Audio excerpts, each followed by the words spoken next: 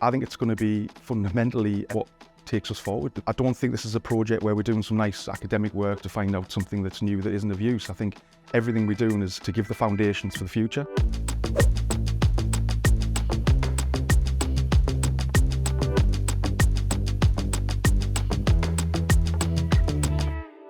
It's gone really well. So as you know, this was an EPSRC review of the SUSTAIN programme. It's a 7-year programme. They do a review in the middle, for roughly 3.5 years. It has gone amazingly well. So I think right the way across the board, across all of the themes, all of the tasks, carbon capture and utilisation, through to the metallurgy side, the artificial intelligence stuff we're doing with the digitisation. Everything's been really successful.